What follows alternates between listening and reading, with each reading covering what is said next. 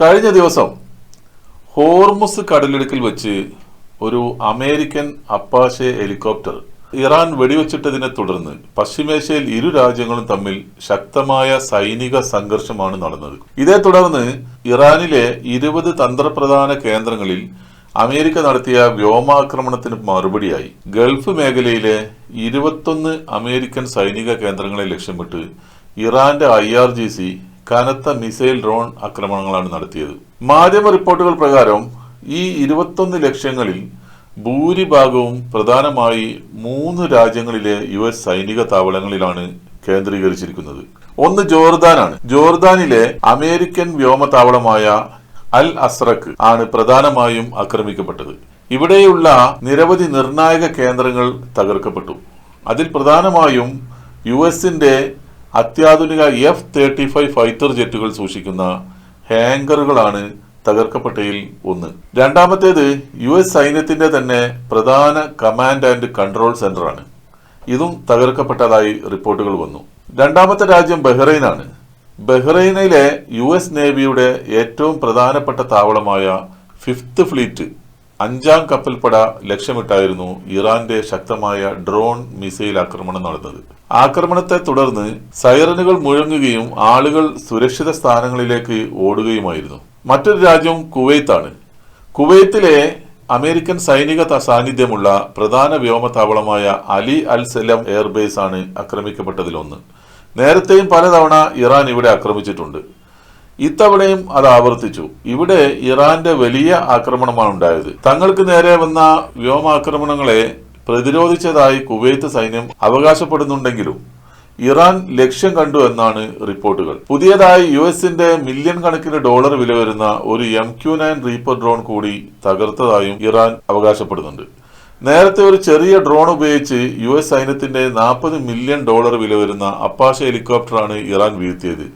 ഇത് അമേരിക്കക്ക് വലിയ നാണക്കേടാണ് ഉണ്ടാക്കിയത്. F-35 സൂക്ഷിക്കുന്ന ഹാങ്കറുകൾ സ്ഥിതി ചെയ്യുന്നത് ജോർദാനിലെ അൽ അസ്രഖ് വ്യോമതാവളത്തിലാണ്. ഈ താവളം ഔദ്യോഗികമായി മുവഫക്ക് സാൽറ്റി എയർബേസ് എന്നാണ് അറിയപ്പെടുന്നത്. ജോർദാനിലെ അസ്രഖ് നഗരത്തിന് സമീപമാണ് ഇത് സ്ഥിതി ചെയ്യുന്നത്. പശ്ചിമേഷ്യയിൽ US വ്യോമസേന തങ്ങളുടെ അത്യാധുനിക F-35 യുദ്ധവിമാനങ്ങളും ഡ്രോണുകളും വിന്യസിക്കാൻ ഉപയോഗിക്കുന്ന ഏറ്റവും തന്ത്രപ്രധാനമായ ഒരു താവളമാണിത്.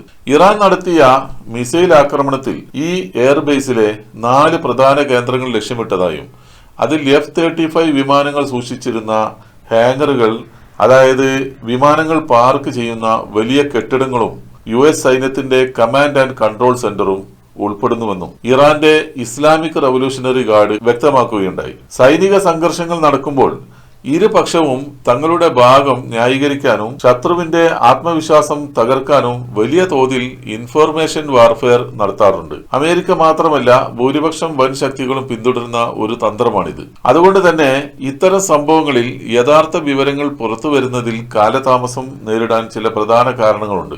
ഒന്ന് സൈക്കോളജിക്കൽ വാർഫെയർ തന്നെയാണ്. ആക്രമണം നടന്നയുടനെ വലിയ നാശനഷ്ടങ്ങൾ സമ്മതിച്ചാൽ അത് സ്വന്തം സൈന്യത്തിന്റെ ആത്മവിശ്വാസത്തെ ബാധിക്കുകയും ശത്രുപക്ഷത്തിന്റെ വീരമേറ്റുകയും ചെയ്യും. പ്രാഥമികമായി എല്ലാ ആക്രമണങ്ങളെയും ഞങ്ങൾ പ്രതിരോധിച്ചു എന്ന് പറയുന്നത് അമേരിക്ക ഉൾപ്പെടെയുള്ള രാജ്യങ്ങളുടെ സ്ഥിരം ശൈലിയാണ്. രണ്ടാമത്തേത് ബാറ്റിൽ ഡാമേജ് അസസ്മെന്റ് നൽകാതിരിക്കലാണ്. തൊടുത്തുവിട്ട മിസൈലുകൾ ലക്ഷ്യസ്ഥാനത്ത് കൃത്യമായി പതിച്ചോ എന്നറിയാൻ സൈന്യം വിലയിരുത്തുന്നത് ഉപഗ്രഹ ചിത്രങ്ങളും മാധ്യമ വാർത്തകളും പരിശോധിച്ചാണ്. ഇറാന്റെ ആക്രമണം നടന്നയുടൻ അമേരിക്ക തന്നെ ഞങ്ങളുടെ 5 F-35 വിമാനങ്ങൾ തകർന്നു എന്ന് പരസ്യമായി സമ്മതിച്ചാൽ ഇറാൻ അവരുടെ മിസൈലുകളുടെ കൃത്യത ബോധ്യപ്പെടും. ഇത് അടുത്ത ആക്രമണം കൂടുതൽ മാരകമാക്കാൻ അവർക്ക് സഹായകരമാവും. അതുകൊണ്ട് തന്നെയാണ് എല്ലായ്പ്പോഴും സൈനിക കേന്ദ്രങ്ങൾ നാശനഷ്ടങ്ങളുടെ വിവരങ്ങൾ രഹസ്യമാക്കി വെക്കുന്നത്. ഇതിന് മുൻകാല അനുഭവങ്ങൾ ധാരാളമുണ്ട്. ഉദാഹരണമായി ഐൻ അൽ അസദ് ബേസ് ആക്രമണം തന്നെ എടുക്കാം. 2020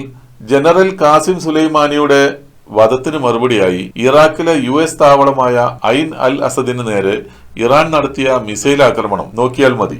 ആദ്യ ദിവസം അന്നത്തെ US പ്രസിഡന്റ് ഡൊണാൾഡ് ട്രംപ് മാധ്യമങ്ങൾക്ക് മുന്നിൽ വന്ന് പറഞ്ഞത് എല്ലാം ഭദ്രമാണ്, ആർക്കും പരിക്കേറ്റിട്ടില്ല, ചെറിയ നാശനഷ്ടങ്ങൾ മാത്രം എന്നായിരുന്നു. ആഴ്ചകൾക്ക് ശേഷം അന്താരാഷ്ട്ര മാധ്യമങ്ങളും സാറ്റലൈറ്റ് ചിത്രങ്ങളും പുറത്തു വന്നപ്പോൾ US താവളം തകർന്ന് തരിപ്പണമായ ദൃശ്യങ്ങൾ ലോകം കണ്ടു. ഒടുവിൽ 100-ലധികം US സൈനികർക്ക് ബ്രെയിൻ ഇഞ്ചുറി വരെ സംഭവിച്ചതായി അമേരിക്കക്ക് സമ്മതിക്കേണ്ടി വന്നു.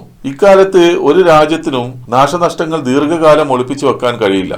വരും ദിവസങ്ങളിൽ പ്ലാനറ്റ് ലാബ്സ് അല്ലെങ്കിൽ മാക്സാർ പോലുള്ള സ്വതന്ത്ര സാറ്റലൈറ്റ് കമ്പനികൾ പുറത്തുവിടുന്ന ഹൈ റെസൊല്യൂഷൻ സാറ്റലൈറ്റ് ചിത്രങ്ങളിലൂടെ ഈ ആക്രമണങ്ങളുടെയും ശരിയായ ദൃശ്യങ്ങൾ പുറംലോകം അറിയും. ചുരുക്കത്തിൽ തങ്ങളുടെ ഭാഗത്തെ തകർച്ചകൾ പരമാവധി കുറച്ചു കാണിക്കുക എന്നതും ആഴ്ചകൾക്ക് ശേഷം കാര്യങ്ങൾ തണുക്കുമ്പോൾ മാത്രം സത്യം പതിയെ സമ്മതിക്കുക എന്നതും വൻ ശക്തികളുടെ ഒരു ഒളിച്ചുകളി രാഷ്ട്രീയത്തിന്റെ ഭാഗമാണ്. ഇത്തവണയും ഏതാനും ദിവസങ്ങൾക്കുള്ളിൽ സാറ്റലൈറ്റ് ചിത്രങ്ങൾ പുറത്തു വരുമ്പോൾ മാത്രമേ യഥാർത്ഥ നഷ്ടം എത്രയെന്ന് കൃത്യമായി അറിയാൻ സാധിക്കൂ.